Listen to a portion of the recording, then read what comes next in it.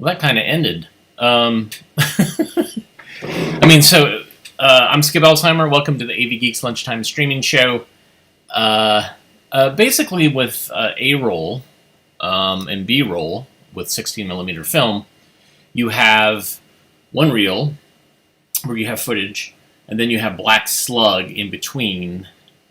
Then you have more footage, and then the B-roll, it kind of parallels and complements. So wherever there's footage on the A-roll, there's black slug on the B-roll, and then wherever there's black slug on the A-roll, there's footage on the B-roll. And so that's what that was. But that slug seemed to last too long, and it just seemed like, all right, well, maybe I don't need to show that. So here we are. Welcome. We watch old 16mm films. So that footage was originally shot. It's from a camera original. And they edited it up so that they could make a print.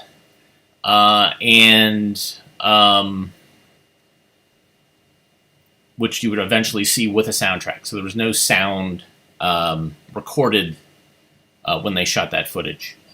So there you go. This next film has sound and doesn't have large segments of slug, and is a series of little short vignettes, I think by DOT, maybe by NIM. I can't remember exactly. It's a government agency, and it's about drinking and about teenagers. So here we go.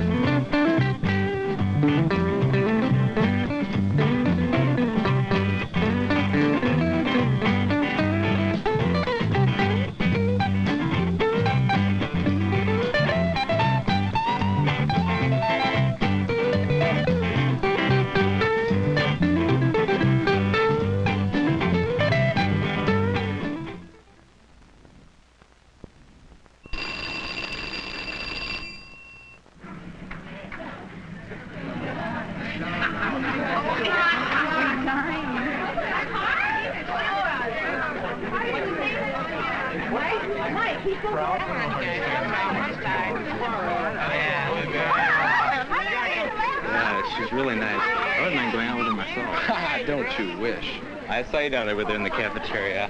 Looked like you were having fun. Yeah, we were getting along all right. Yeah, it looked like it. I'm going to ask her out sometime if I can, get her to go with me. Why don't you bring her over to my place Saturday? Oh, with your parents there? They aren't going to be there. We can have a party.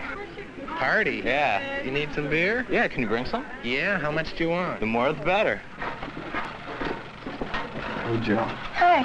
You want to go to George's party with me Saturday night? Sure, that sounds like fun. I'll go with you. Good. What time should I pick you up? When's it start? Bring some beer. Can you drive? Yeah, I can get my mother's car. I'm going with Pete. Hey, Katie, can you get some beer for George's party Saturday night? Sure, my brother can get it. How much do you want? How about 4 six-packs? I think we should have some crunchies. How are we going to get there? We gotta get some more cars. Hey, Shag. What's happening? Hear about my party? Yeah, it sounds really far out. You gonna come? Sure, good. Hey, seeing that you're coming, how'd you like to drive? Well, I don't know if I could drive this weekend. Oh, sure. Why not? Well, I've had the car a few times already this week. I don't know if I could get it. Oh, poor baby. You can get the car anytime you want it. I just don't know if I want to drive. Why? Well, something might happen. What could happen? Yeah, what could happen?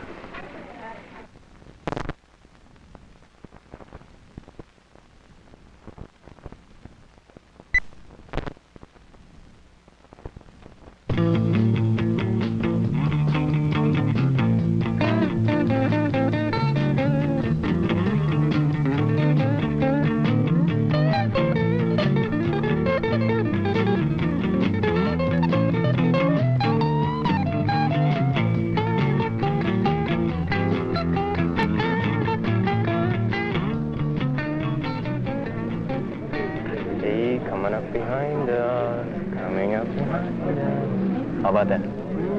Hey, how about this? Your left. Hey, look at this. Check this. A 7. Couple of 5. Not bad at all. 5. Not bad. Trucking off to the dance spot. Hey, isn't that Kathy and Marcy? Hey, yeah, Kathy. Hey, Kathy, Marcy. Hi. Hey, why don't you come over? Come on over here. Hi, hello. How you doing? How are you? Have a Sure. chair. Why don't you join us? Have a seat. Okay. What brings you out here? We're celebrating my birthday. Birthday. 18th birthday, you're kidding. Hey, that means you gotta have a beer. How about you? Okay, fine. Okay, I can see it. Okay, I'll cook you. Yeah, come on. Hey, you know what happened in the parking lot? Tell me, Coming tell me. in? Come on. There was this fight out there. You know Bill Scott? He's in English with us, is that right? Or history? English. English. He Well, sits in the English, front of our yeah. English class, that's right. He was fighting with this other guy. Was it over a girl? A girl with long black hair. She was standing by a car. Yeah, he socked him so hard right in the eye over some girl. Birthday to you. Happy birthday to you. Happy birthday, dear Marcy. Happy birthday to you. Toast. Cheers. Ooh. Drink, Come on, chug it. chug-a-lug, Go, chug-a-lug. go, Now drink, go, chug-a-lug, drink. more, Drink, more. drink, drink.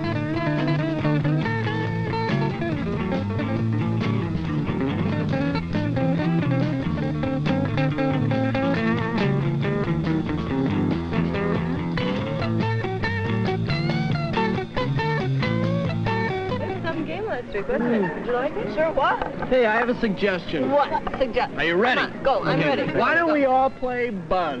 Wow. Okay, Buzz, okay. you know how to play? Yep. Fantastic. Buzz. Why don't you start? Okay, 1, 2. 3, what? Oh, drink up. Drink. You. Happy birthday. You can drink too, don't you think? Okay. 4. 5, 6. Bye. Oh, twice in a row. Drink Try up, it. drink up. Try it. Everyone It's drink. really Why don't we good. all? Okay. Your Happy birthday Drink up, again. drink up. Okay. 11.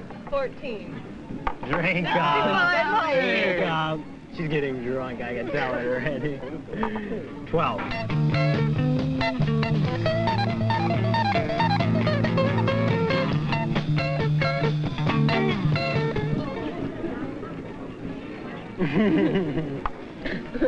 $50. 51. Hey, speaking of That's Buzz. Look at that. speaking of 51, Yeah. I just got a new Datsun. I I'll you have have to speak up. I 510. have a 510 banana. Datsun. A brand new Hey, Datsun. wait, Datsun. Datsun. What color? Datsun. Green with a green Green vinyl is- green is roof. our favorite color. Aren't you impressed? Aren't you? Wow, am I impressed? Ooh, far out. Big man. Hey, how about Hey. let's give her, right, on her birthday and your brand new Datsun. To celebrate Huh? your birthday. How How would does you that say to sound? that? That sounds great. That's Fantastic. Oh, come on. You have such well, I beautiful know. Really hair. Does that make you Oh. want to ride in a Datsun? Yeah, Yes. it's really, really For fun, sure. man. Well, I tell you what. Wouldn't have it any other way, right? Oh, that's my girl. All right. I hate to break it up, but I've got to go to the restroom. So we'll tell you when we come back. I think I'll come back. Oh, Hey, we're why don't- leaving now. Since you've never been here, Going to the what? hey, why don't I give you a guided tour of the I room? we can find it. What's happening? Well, how about if I get you another beer? How's Okay, that? How's that fine. sound? Yeah, Terrific. let's have one for the road. All huh? right.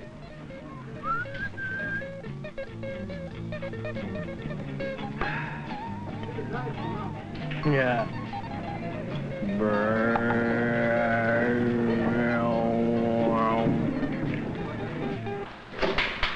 Let's come here more often. What do you think of Gary?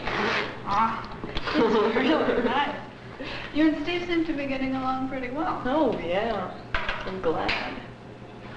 What do you think we should do about going home with them more? I don't know. I'd really like to. So would I. But they're kind of drunk. What about Nancy? She's supposed to pick us up. Yeah, but she's at home. We can call her. Yeah, that's true. Should we do it? Maybe if you drove. Yeah, I could. But would he let me drive his new car? You know, it's a new Datsun. And I don't know if he'd like that. Well, might be worth a try. Yeah. We'll think of something. Okay.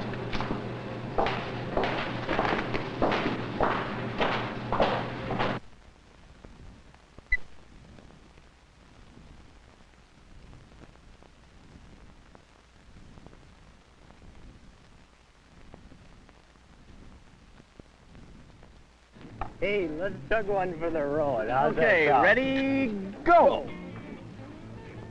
Hi. Hey, we're ready to go. Let's move out. Hey, is everybody ready? It's your birthday. Well, It's your we birthday. came to a Why don't you decision. drink this? We'll Why come don't with we you drink- if I can drink- drive.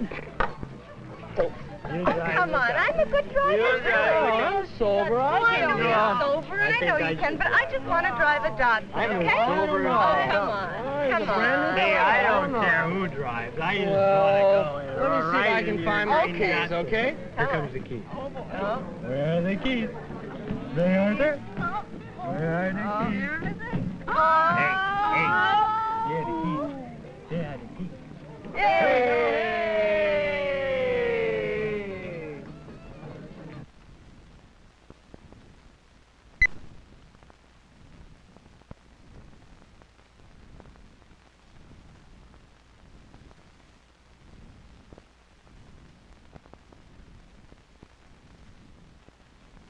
Is Nancy there?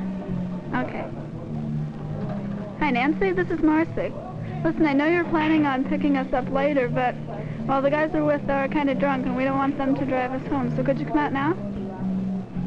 They're just some guys from our English class. Okay. Yeah, 15 minutes will be just fine. Okay, thanks a lot. Bye-bye.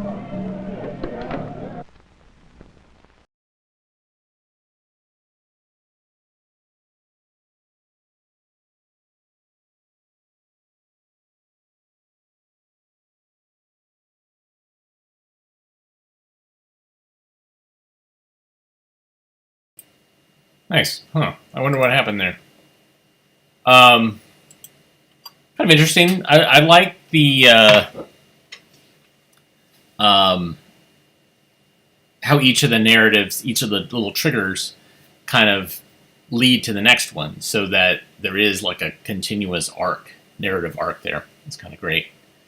Got something set up here on the telecine. It's to have a friend be a friend. And this film has a lot of sprocket damage that was repaired with Perfix, which is a white tape that kind of goes over and tries to clean up the sprocket tears. But what happens is that over a period of time, that tape begins to shift and warp. And so it has some rough moments. And it looks like the title is also gone. So some teacher ran this through a projector and really didn't know how to thread a projector and just kind of shredded it. So here we go.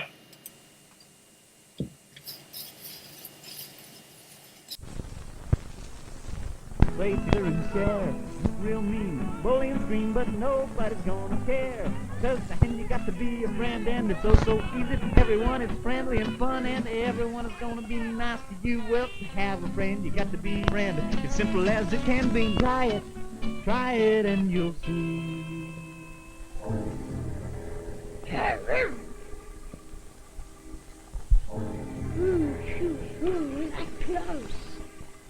Hey, who's gonna get the ball?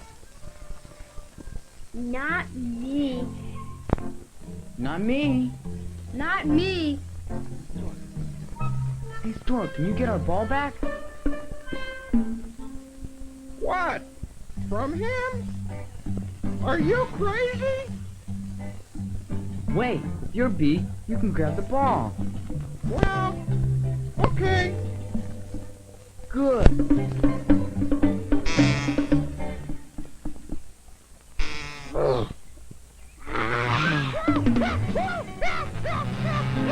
Well, everyone thought, I guess we'll just have to get along without our ball. Too bad. The meanie ruined our fun. Someday I hope he learns his lesson. Someday he'll need someone's help and no one will want to help him. Well, being cooperative and friendly every day is a good habit to get into because someday you may need a friend to help you. Well, our old meanie was about to learn his lesson once and for all.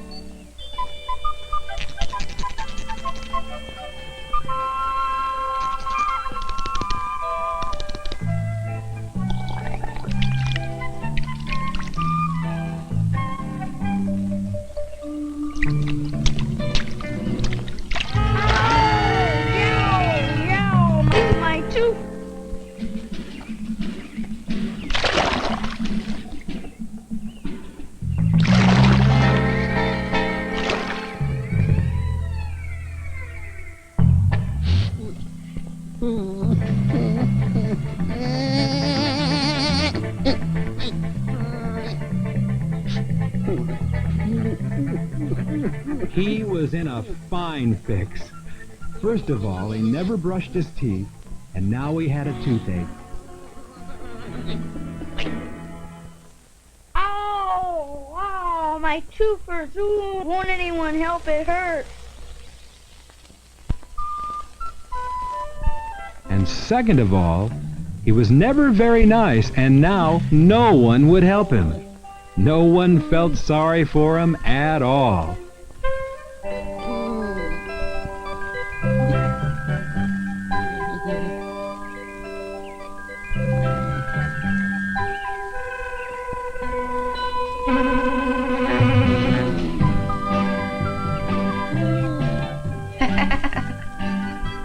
What's happening? He didn't brush his teeth. Too bad.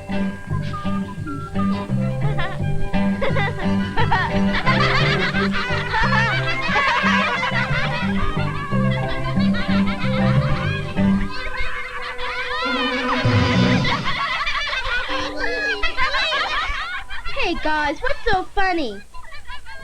The crocodile has a toothache. Ow! Ow! Don't laugh, his tooth hurts. You want to know why we're laughing? He's mean. Never plays with us. Oh, my tooth. Don't make fun of pain. Try to help. It's his fault. He should brush his teeth like we do. Up and down, up and down. See? Yes! Up and down. Up and down and all around. Up and down and all around. I didn't think it was important to brush my teeth, and now I'm sorry. Won't one of you help me? I'll be nice. I promise. If you'll just help me this once. Ow, it hurts. Me? Help the crocodile?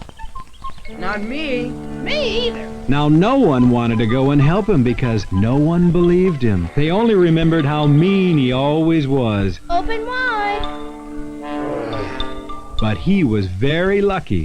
Someone was willing to help and began to clean his teeth.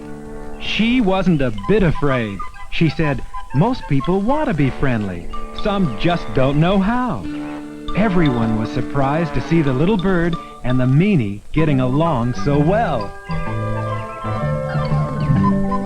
She found all kinds of things.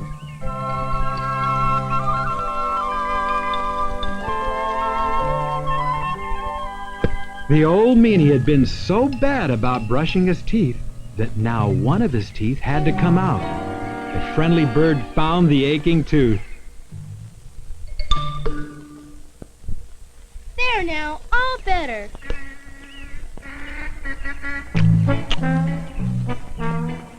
My only friend. Thank you. Thank you. May I be your friend? Ah. Can you believe it? Thank you. Thank you. Thank you. Thank you. Thank you. Thank you. Now maybe you'll brush your teeth twice a day after meals. Okay? Okay.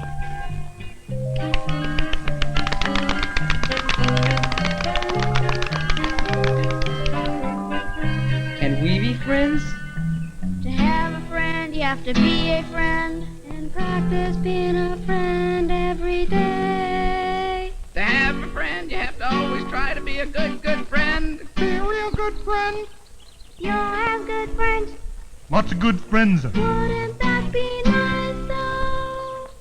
To have a friend, you have to be a friend. And practice every day. Try and smile, act nice for a while, and be a friend all the way. Little island where everyone likes to give, where they share together and play together, just like where you live.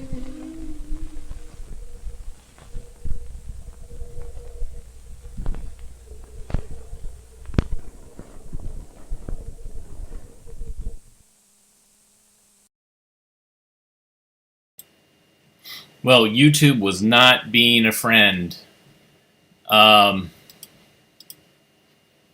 It basically blocked me for that last film on YouTube. So I'm going to ask some questions until the stream comes back.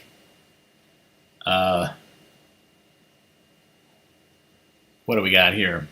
After viewing the film, how many different kinds of birds and animals did you see in the film? What could a crocodile have done to show that he was really friendly? Crocodile learned 2 lessons. Can you tell about both of them? Which of the 2 lessons are more important?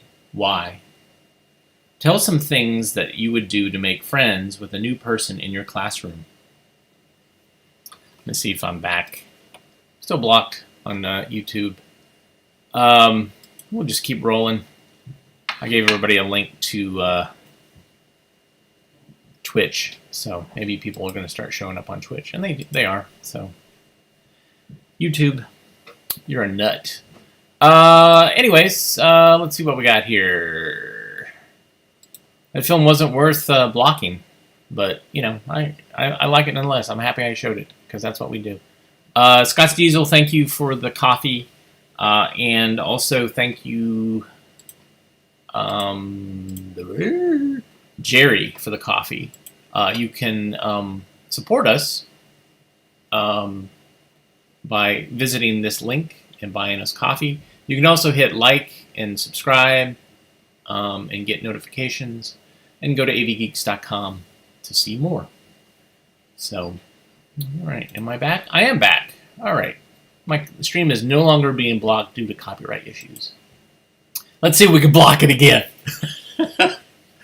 All right, here's some transportation in the modern world. Modern world probably being the 40s. Here we go.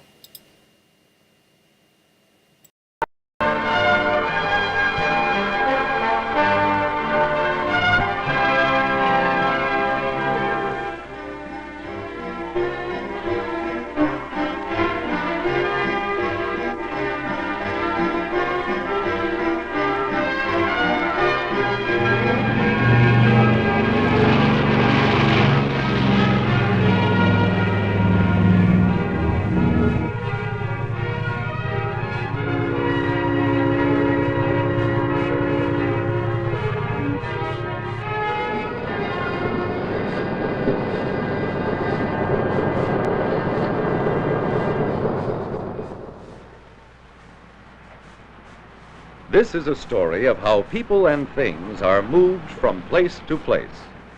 A story of transportation in today's world. A story in which speed and time and distance are of great importance. In the world of yesterday, men could not speed themselves or their goods from one place to another. Travel took time, great amounts of time, and distance was often a barrier to travel. Men had to depend on the wind, on their own efforts, or on animals. Transportation of the past was slow and time-consuming. But over thousands of years, men developed it from what it was to what it is today. Travel is faster today, and great distances no longer prevent the movement of people and things from place to place. This is transportation today, and it is important in many ways. Modern transportation is important to industry. Let's look at this steel mill. Here are some railroad cars filled with coke for the mill. And nearby is a ship filled with iron ore. The mill must have coke made from coal and iron ore to operate. Raw materials come from mines several hundreds of miles away. Transportation makes it possible to locate factories long distances from their sources of raw materials. The products of this mill will go long distances too. Modern transportation also makes this possible. Raw materials and finished products can be transported quickly from place to place by train. Because of modern rail transportation, great loads of materials can be moved overland with ease. Raw materials and finished products can go by boat, along rivers, across lakes, and over oceans. Again, great loads can be moved. Modern shipping is not affected by winds as much as shipping of the past was. Smaller loads that have shorter distances to go can travel by truck along roads and highways. Where time and distance are major factors, small loads can be moved rapidly by airplane. Yes, modern transportation makes it possible for users everywhere to share both raw materials and finished products. Because of modern transportation, factories can be located almost anywhere, producing goods for people almost everywhere.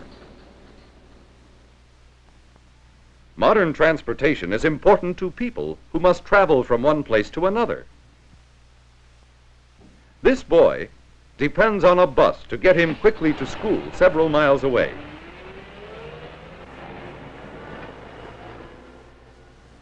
Modern transportation is important too when people want to travel away from where they live, to visit, to sightsee, to get to vacation spots, or for business. They can go by bus or car over roads and highways which reach every community in our country. They can go by trains which connect all the major cities and many smaller towns and communities.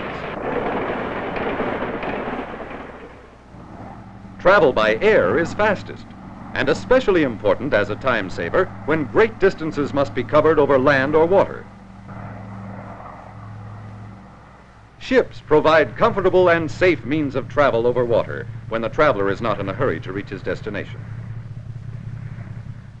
Many of our simpler forms of transportation are used mostly for pleasure.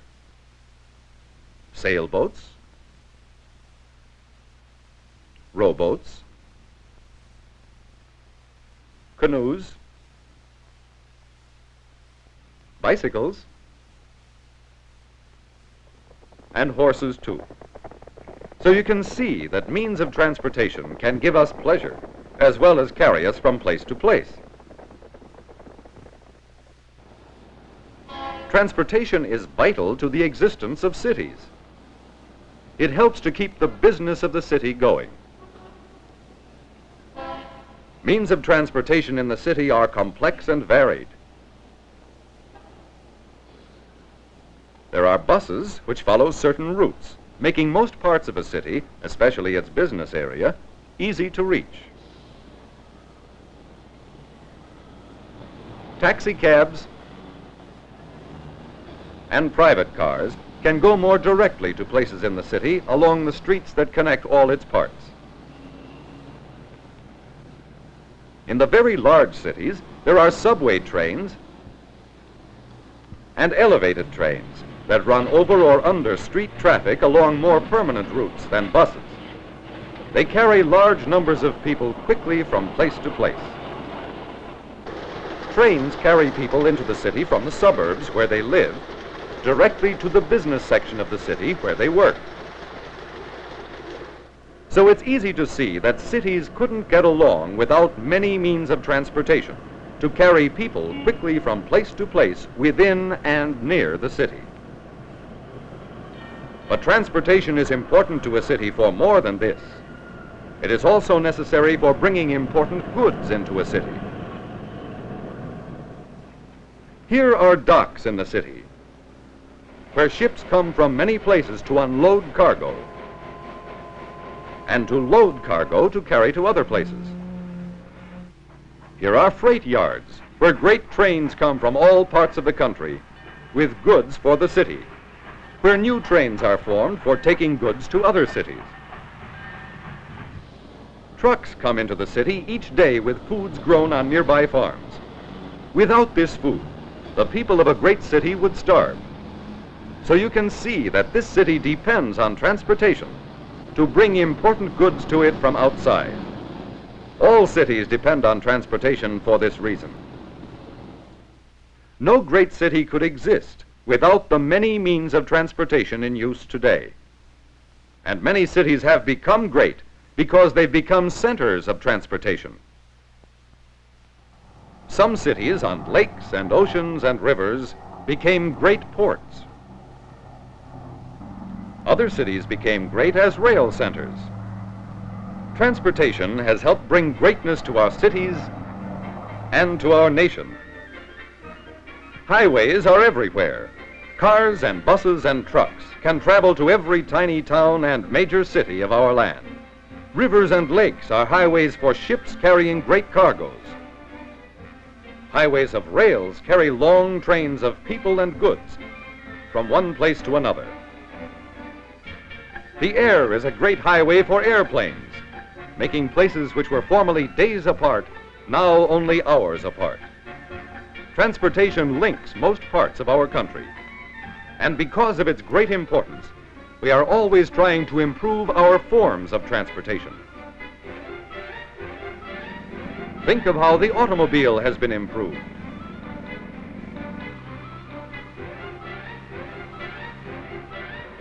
And the train.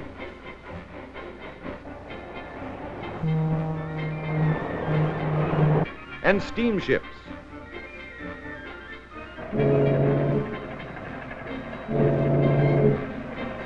And airplanes. The use and development of modern means of transportation has helped our country become wealthy and take its place as a major power in the world community. Our nation's near and distant parts are tied together. People, products, and raw materials can be carried quickly and easily from place to place. We have increased the comfort of travel, shortened the time of travel, and overcome the barriers of distance. Modern transportation ties our nation and the world closer together.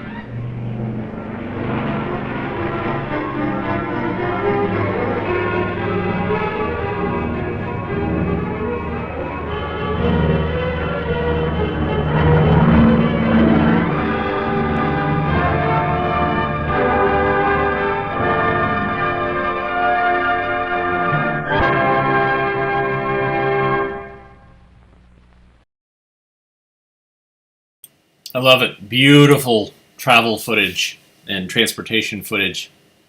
So great. Big fan of films like that. Especially ones that show how trains used to look and airplanes used to look and commercial air travel, what that used to look like. Really great. All right. So this one, it's a downer. But it's a film that I got in the first big batch of stuff that when I got 500 films for $50. This was in that batch, and it features Martin Milner, and follows a young man's descent into narcotics addiction. I have many films that kind of do that, and this one was requested by Stuart weeks ago. I finally got it. So here it is, Narcotics, Pit of Despair. Martin Milner, he was on Emergency. He was on, I think, Route 66. Also Freaks and Geeks, I think. Here we go. Narcotics, Pit of Despair. Oh, wait, maybe it wasn't Martin Milner. It's the guy that was on Emergency. Anyways, here we go. And to focus the projector.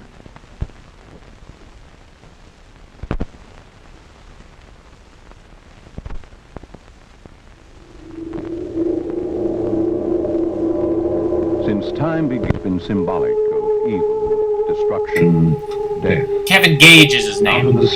Not Martin Milner. Kevin Gage. Its life-destroying poison on the careless, the unwary, the unprotected. No sane person would deliberately expose himself to its venom. No intelligent person would venture within striking distance of its fangs. Yet today, young people are flirting with a poison every bit as deadly as that of the snake.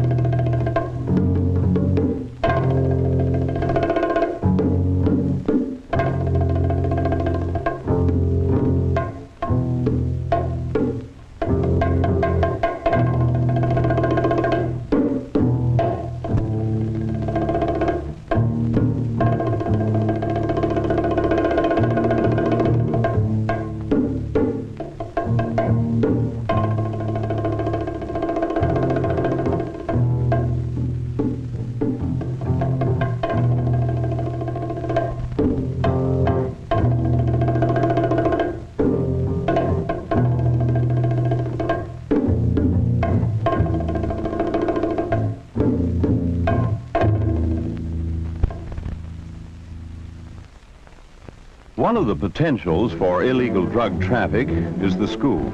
Here, the connection can be found with these peddlers of misery who prey on the unwary, the uninformed, the curious, the thrill seekers.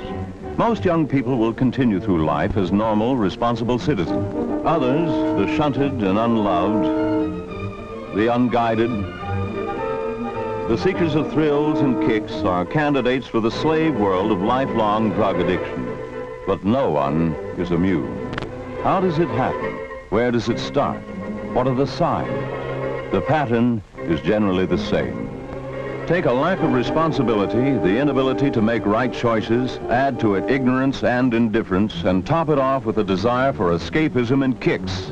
The sum total is then conceivably found in the bennies, the reefer, the pop needle.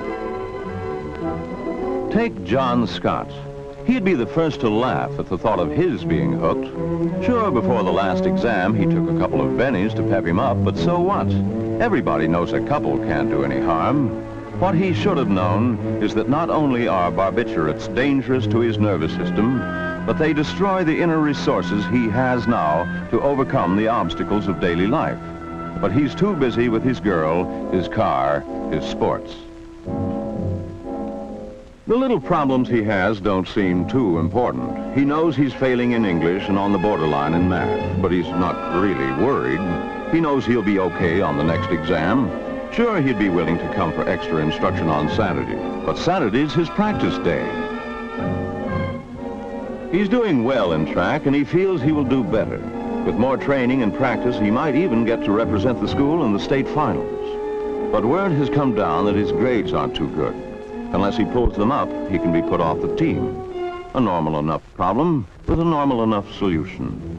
Hit the books a little harder, get a little help, and pull them up. It will mean giving up some fun and weekends, but he knows he can do it. If necessary, he can cram a few days before the exam and even pep himself up on bennies. He handled them before, and he knows where to draw the line. He knows he'll never go beyond that step. But someone else knows John has taken his first step toward drugs. Someone who is willing to help him take the second and the steps where eventually he becomes a member of that tight society of drug addicts.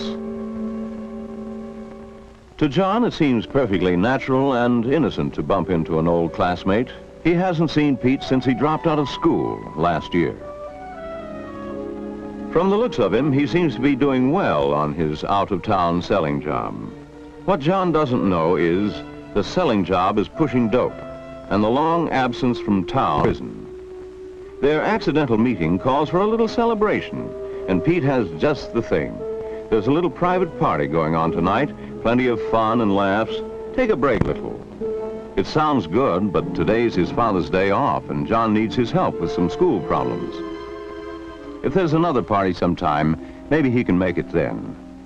But Pete isn't interested in sometime, or maybe, or squares. If you want to swing, call him. Right now, he's got to split. He's got to find fish ready to be hooked. Victims to supply him with money for the heroin he needs today and tomorrow and tomorrow.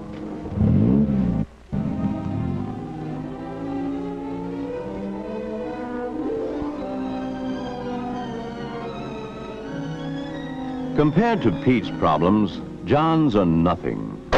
Poor grades, expulsion from the team, the frustrations and responsibilities of growing up seem important only to himself. All he needs is a little help, a little guidance, a little understanding. But the help, the guidance, the understanding are not there when he needs it. His parents are away just when he was counting on them to be home. His problems must wait for tomorrow, or he can solve them tonight alone. Only he can go just so far alone. During his childhood, he was loved, helped, protected. Suddenly, that's all gone. Now he's in a man's body, he's expected to be a man, to stand alone on his own 2 feet. This he will gladly do, but he needs a little push. He needs someone to help him over the hump of schoolwork that's troubling him. Today, he's had it. The studies can wait until tomorrow. He knows he can finish them then.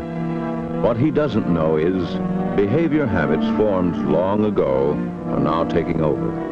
The practice of putting things off, making excuses, shirking unpleasant tasks is strongly etched in his character. It's Saturday night and everyone else is out having fun. It's the best excuse in the world to join the party.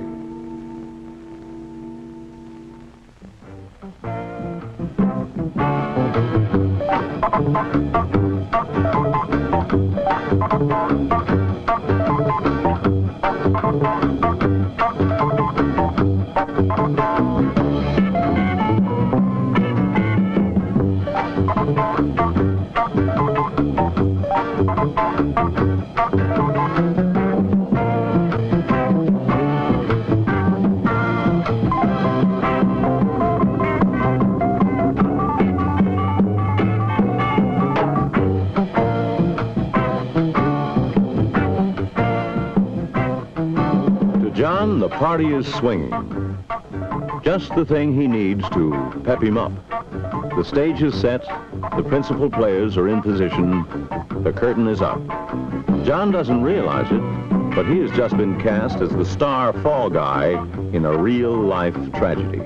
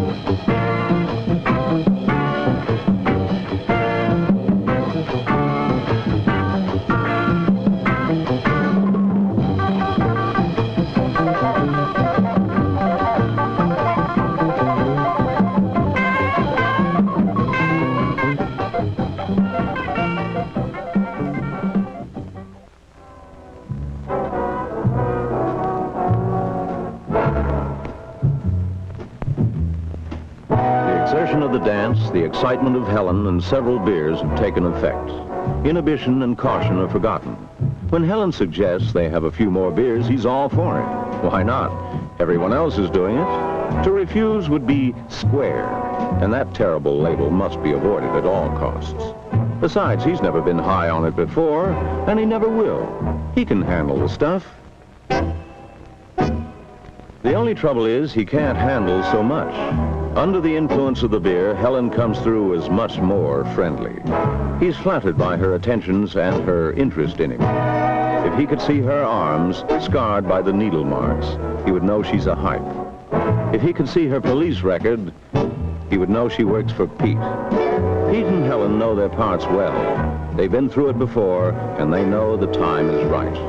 Throw out the sucker bait. It's time for the next step. The next step is the garage. There, some of the gang are really blasting. That's where the real action is. Come on and take a look. Take a trip from Squaresville. Live a little and see what it's like for yourself. The senses are dulled just enough to be reckless. Helen, the music, the beer, the promise of excitement press in on him. Now, curiosity has to be satisfied. And why not? It can't do any harm to look.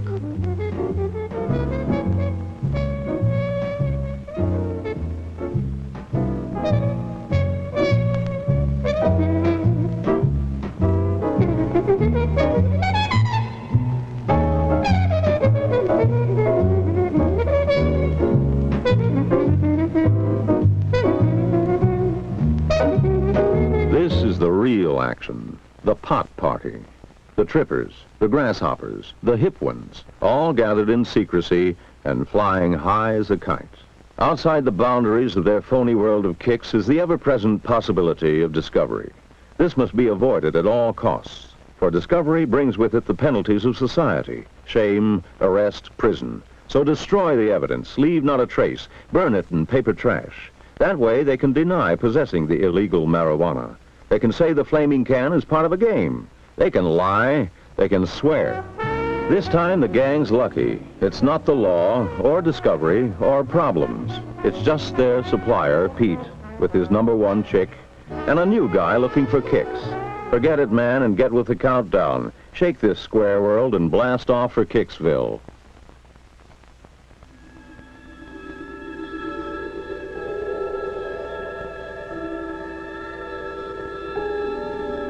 To John, his first pot party looks exciting. Everyone seems to be having fun. Best of all, there are no parents, no other adults, no one to interfere with the fun. The feeling of importance, of belonging, of putting one over is taking hold. Pete intends to tighten that hold, to squeeze it, to hook it, to lock it in. Now's the time to introduce the joints. But Pete has learned the rules well. A pusher can never be caught with the stuff on him. Instead, he must leave it, stash it, get it from a flunky. This is the test, the time to separate the man from the boy. John's willpower, individuality, character are slipping down the drain. In their place come the old behavior habits and excuses. Everybody else is doing it. If he can handle bennies and beer, he should be able to handle a few harmless puffs, just to see what it's like. The natural defenses are crumbling. The barriers of caution are beaten down. Drag it, man. Try anything once. Fly. You can't get a habit from weed. Quit whenever you like. Don't be chicken.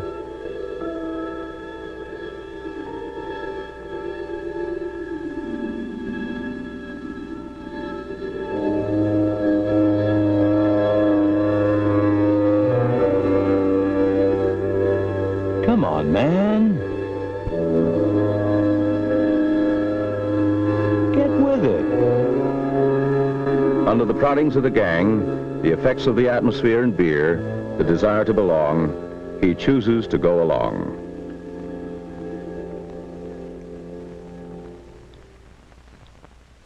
John surrenders his dignity and lays his future on the chopping block. Not whether it's good or bad or right or wrong. But if he stopped to think, he would see the stupidity of it all. Now he's too involved to think. He's having kicks. He's away and flying. Up, up, out of this world.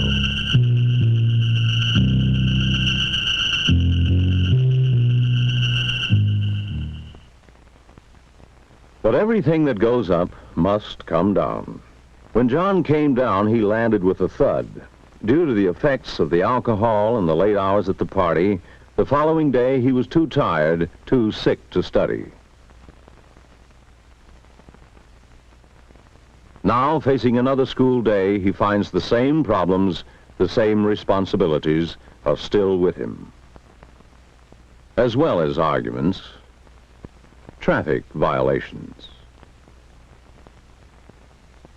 And as the days go by, he looks for more kicks, more escape from the troubles he brings on himself. Each time he feels the need for kicks or he's troubled, he returns to marijuana. He knows that marijuana isn't physically addicting. He doesn't know he's become psychologically dependent on it. But he's not worried. He knows he can handle it. In time, the continued use of marijuana causes psychic and physiological changes in his body. While under the influence of marijuana, his blood pressure increases. He feels unusual hunger and his central nervous system changes. His perception of depth and dimensions is radically changed. A low curb appears as a precipice. With a distortion of sight and sound, time is suspended. Fast action appears slow. The whole world is distorted. When the big blow comes, angry, resentful, humiliated. sinking into the pit of despair, and he needs help to pull himself out. But where should he look for it? Whom should he ask? The coach won't give him a break. The teacher? He's already failed him, so why keep on with studies? His parents? They don't understand anything. Religion? What a laugh that would give the gang. Those resources and others are available to him, but he thinks only a pal can help. Help split this square world. Help him forget everything and everybody. He's been dragging the weed now long enough to want to try a bigger kick. In his present frame of mind, the bigger, the better. Psychologically, he's ready to make the big C. His pals have introduced new crops, and he's anxious to examine them. Caution, intelligence, normal defenses go up in pot smoke.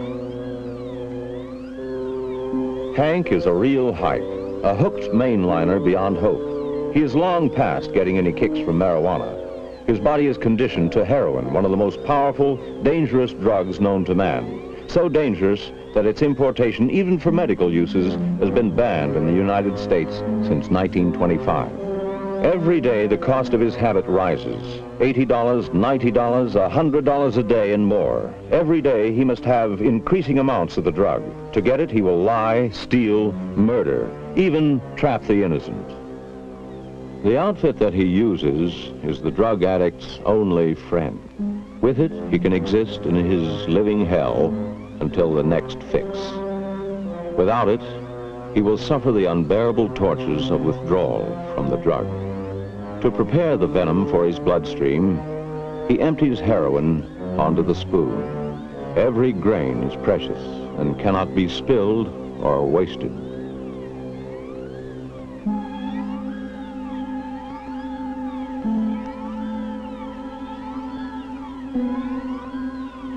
A few drops of water are added to make a solution.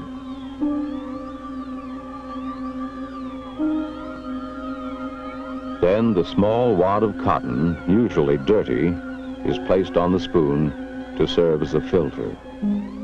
The solution is then drawn through the cotton filter and into the needle. This cotton is saved and used again and again, for if the addict is ever caught without the drug, he can cook the cottons and squeeze out a small amount. This is it then, the big time, the main line, the high point of every drug addict's existence. Of every 1,000 hypes who ride the toboggan to hell, only a few ever get on.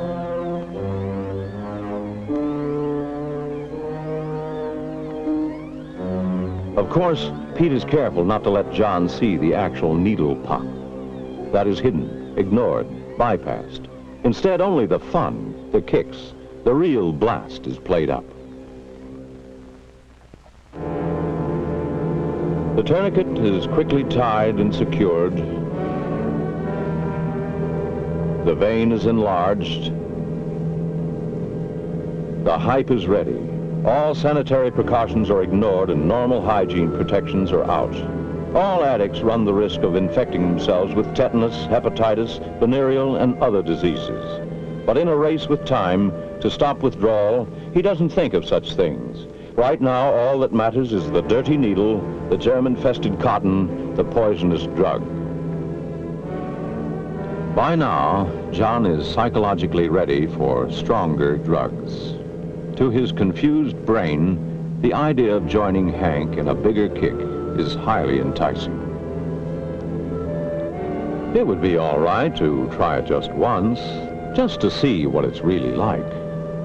The only thing is the ugly-looking needle, the vague, uncertain fear of maybe getting hooked.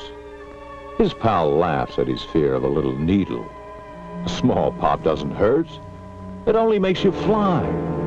Besides, only squares get hooked. The hip guys are just occasional users. You blast every once in a while and quit whenever you like. A few pops now and then can't possibly hurt. The idea of a real kick without getting hooked takes hold. John isn't afraid, and he certainly isn't square. The chain reaction has reached the end of the line. He's handled alcohol, goofballs, marijuana. Now he's positive he can handle one little pop. But something seems to have gone wrong. The excuse of, "it can't happen to me," was all right for the first pop and the second and the third. But the more heroin he shoots, the more tolerance his body builds, and the more he needs. He needs a shot now, and he needs it badly. But this is the last one. After he's feeling better, he'll quit. Never touch the stuff again.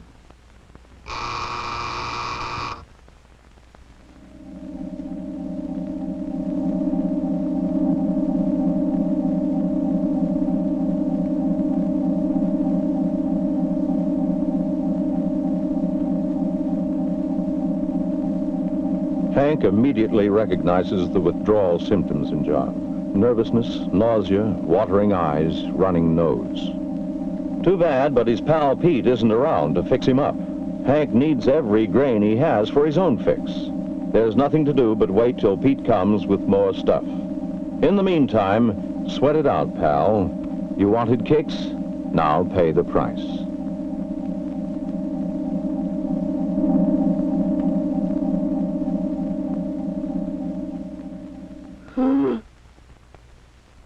At first, it all seemed like such harmless fun. It was hip to go along with the gang. But where's the gang now? Why aren't they with him when he needs them most?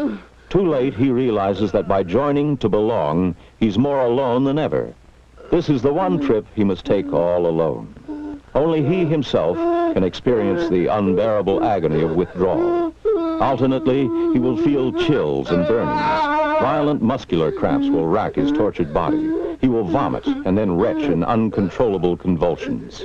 The agony will reach its peak in 36 to 72 hours, then continue for 2 more weeks.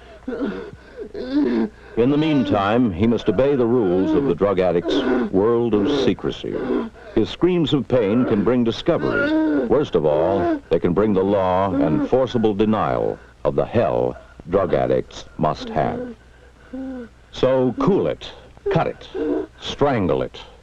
In the jungle land of narcotics, it's fight, claw, kill, and every man for himself.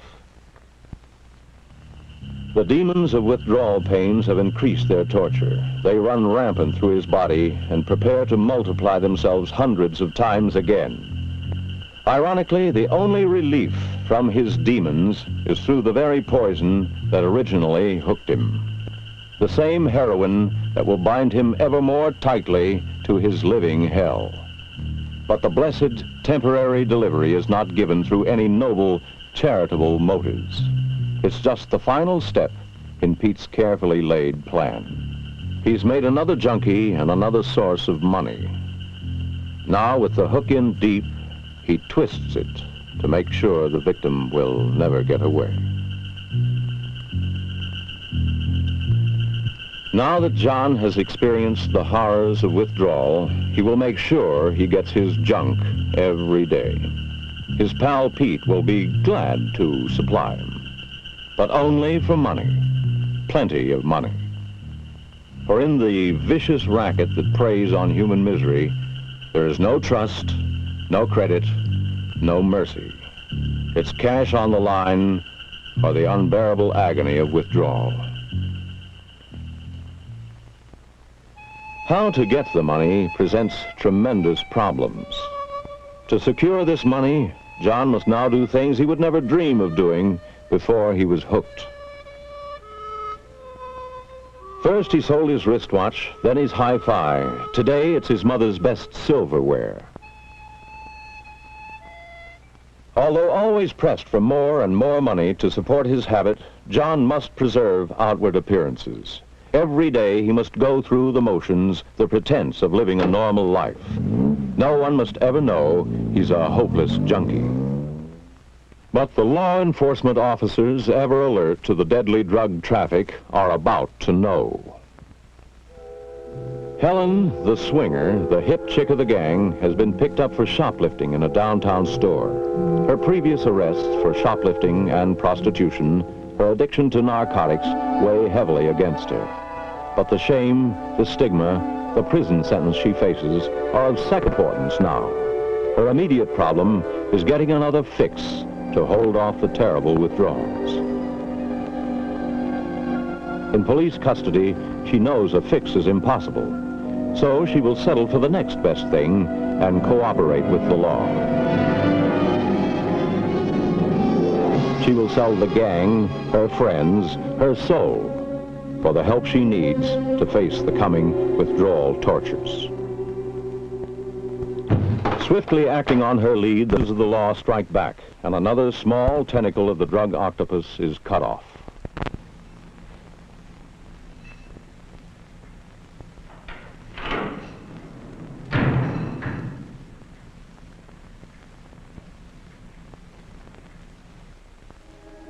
But the infected victims still go on. With a police record to haunt him as long as he lives, John uses the leniency of the law sometimes allowed first offenders. So, he enters a government hospital for the very best treatment modern science can give.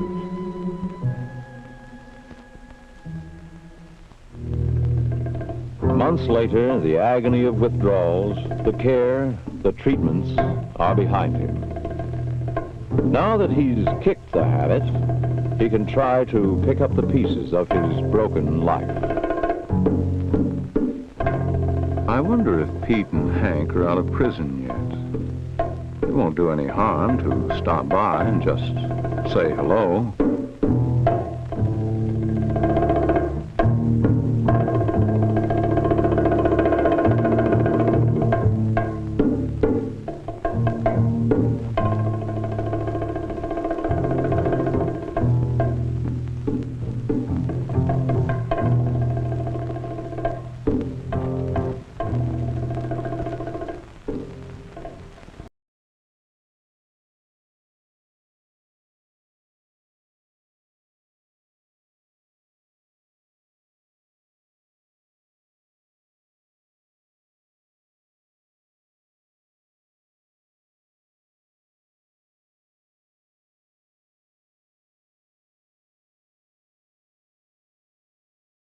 Sorry about that. Yeah, so there you go. I confused all my Jack Webb show characters. Kevin Teague, that's who it was. Kevin Teague. And Kevin was also in Freaks and Geeks. And I don't know if he was on Route 66 or not.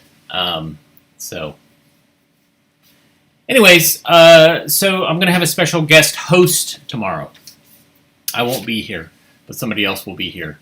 And but I'll be back on Monday.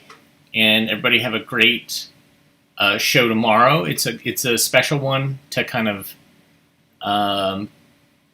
watch, especially themed. The special guest host themed it. And so I will see you on Monday. But hopefully I might try to, depending on where I am, I might be able to tune in for the comments and everything tomorrow, 1 o'clock. So everybody have a great rest of your day. And we will see you soon. Take care.